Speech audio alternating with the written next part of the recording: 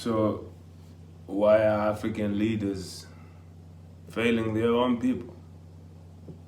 That majority of these people, they have to run from their countries into South Africa every day, day in, day out, jumping the crocodile-infested waters of Limpopo to get to the city of gold, but then they find that there is actually no gold. Why are the leaders failing them so much? Well, in everybody's understanding, corruption is one of these things. There's so much corruption that you find that there's ministers who have bags of money in their houses. For example, in Zimbabwe, but there's no money in the banks. Someone who have bags of money. It's a shame for you to even hear that African, ministers in different countries, they are shopping in Europe, they're shopping in London, they're buying this Louis Vuitton, this Dolce & Gabbana, which has nothing to do with African resemblances. We'll give them more respect if they're spending this money here in South Africa, boost this economy where most of the people are flocking to. But you see, the corruption is deep. They are in deals that only benefits the people who are actually in politics and businesses that are tied to politics. So that's why you see African politics, we just don't understand it, vibe with it, and the youth is further just going far away from it because of the corruption and, of course, lack of political understanding. They don't understand politics. They are in politics, but for the reasons that they are in politics is mostly for themselves. They are not in politics to solve the problems of the communities. Majority of the people, they get into politics because it's an easy way to hierarchy and power. It's an easy way to recognition. It's an easy way to be somebody. You can play celebrity this day, and then you play politics one day. And that is just how this new politics works. It's about popularitism. They don't understand that politics is about getting into office and then delivering actually what is to be delivered. Look at the politics of the European system. Look at the politics of even the American system. That politics ensures that the people of that system are taken care of day in, day out. The people of that system have got water, they've got electricity, their trash gets taken in due time, they have good education, they have got clinics, they have got everything they need to move around, to be able to create jobs, to be able to be happy. So African leaders or African people in politics, they just they think that politics is about them. It's about we here busting ourselves, talking their names, and once they become Mr. President or Mr. Minister or Mr. Chancellor, then it's about them and their families and how rich they should be. So they lack political understanding that they're putting people's lives, they've been putting people's lives at risk since they called politics, since they said they would want to govern people this way and they would want to monetize people's rights this way. It's a dangerous game. So they don't understand politics. We have got a lot of uneducated leaders right now. A lot of these leaders are, they're celebrities, man. They're not educated, man. Because to run a country, you don't only need to have, say, money. You don't only need to have, say, a degree. To run a country, you need to have morals that are way outstanding and understanding of all people, how things works, and just to understand the type of people you govern. So a lot of African leaders from different African countries, they don't have the education to understand their own people. They don't have morals within themselves to actually understand the way they talk and the way they educated their children. They are far apart now. So the politics is way old. So that's why we say it's uneducated politics.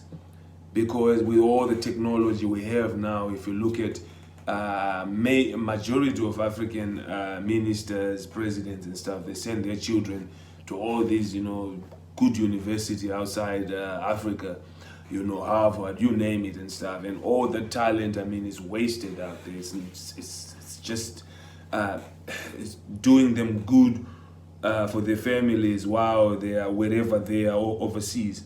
But majority of them, they're not actually contributing to the country itself. So at the end of the day, it's uneducated. They are educated in the era they're educated in. Their children are educated in a new era, but their children don't serve the interests of the African regime, for example. So we have got uneducated leaders and uneducated politics. War and colonial-based regimes. So these African leaders, they are just warmongers. Came from a war regime. So this regime, it understands force. These regimes, they understand leading with people, in fear, like a tight leash situation. So this type of situation, makes a lot of people have then to run, and this forms part of why then the politics fails. The deals tied with the West. A lot of our African leaders, so-called ministers, and African politics, it doesn't matter what party it is, it's tied to some Western force. The deals that they got into, some of those deals, they put you and I, at stake. We are collateral damage.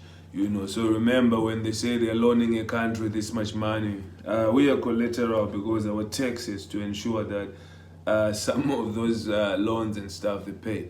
But now, of course, when they do these deals, for example, you look at Zimbabwe-China deals as of recent, what does that help a normal person in Zimbabwe? Nothing. I don't even see, what is the Zimbabwe-China deal exactly? All I see is there's a little China mall somewhere there as you enter Harare, but what was the deal about? Because it still brought nothing, So we've got deals, with different types of people, but these deals, they only directly are to benefit, as I say, people in politics, and not really the common person, you and me, So the deals are bad, man.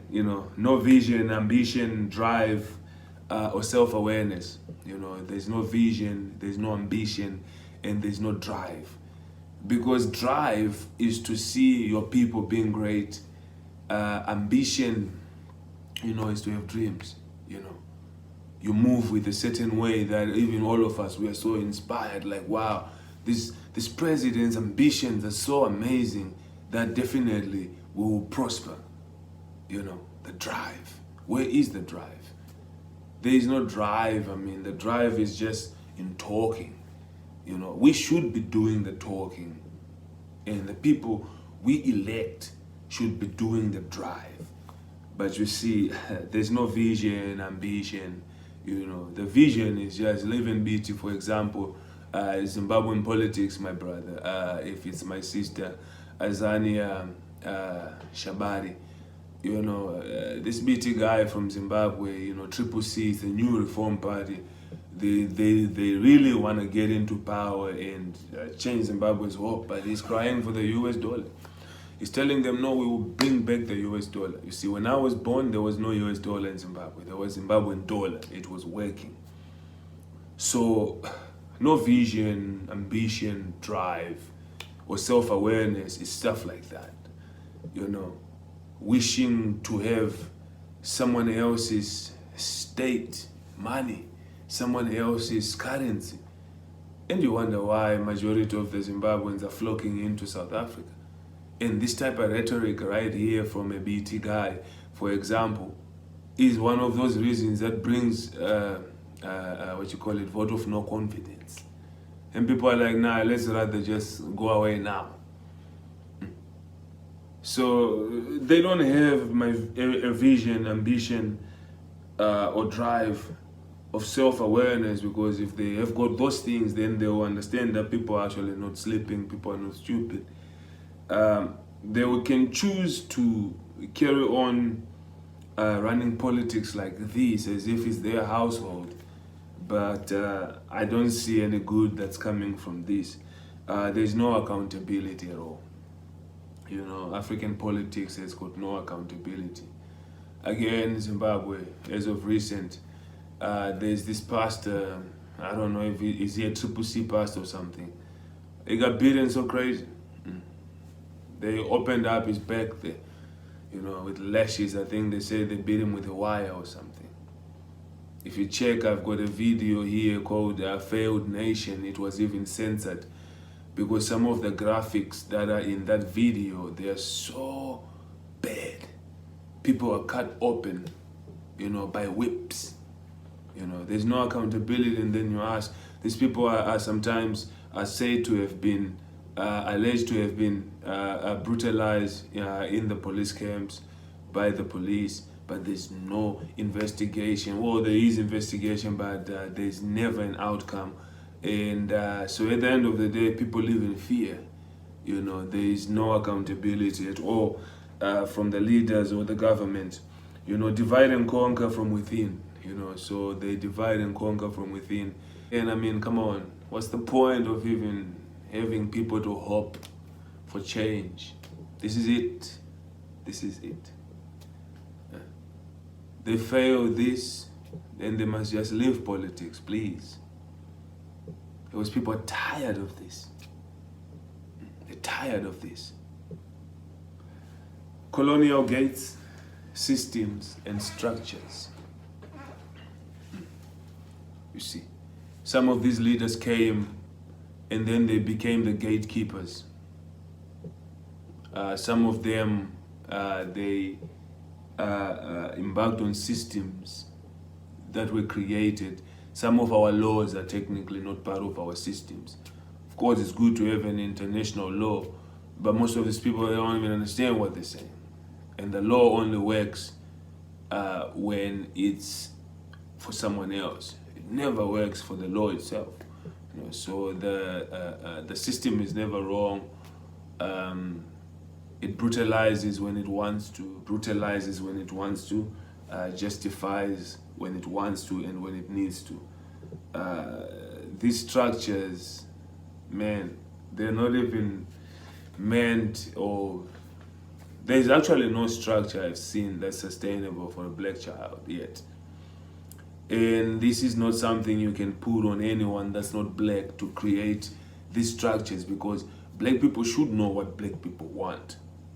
But one thing about the world I've seen and how I've seen the world evolving is the trends. They've made everything be about a movie, you know, a lifestyle, a social media network. And your friend Zach, he's busy putting you out into the metaverse now ahead. You know, so there's no more responsibility. They just go into the metaverse and create a new world there, and we hope that it will be beneficial on the ground, right? So at the end of the day, I mean, these systems, they don't benefit Africa, but we find Africans are busy using these systems. You know, we have not created systems. I mean, for example, look at technology. Most of these hubs, I mean, the servers and stuff, they're actually not even in Africa. You know, most of them are overseas. So, black people, I mean, we haven't created anything that should benefit a black person. We have resources, but these resources are looted, you know, to benefit only a few people. You know, you can blame the colonial system all day you want. But look at Zimbabwe, how many years we've had right now to work with the currency and the economy, even before things went bad and stuff like that.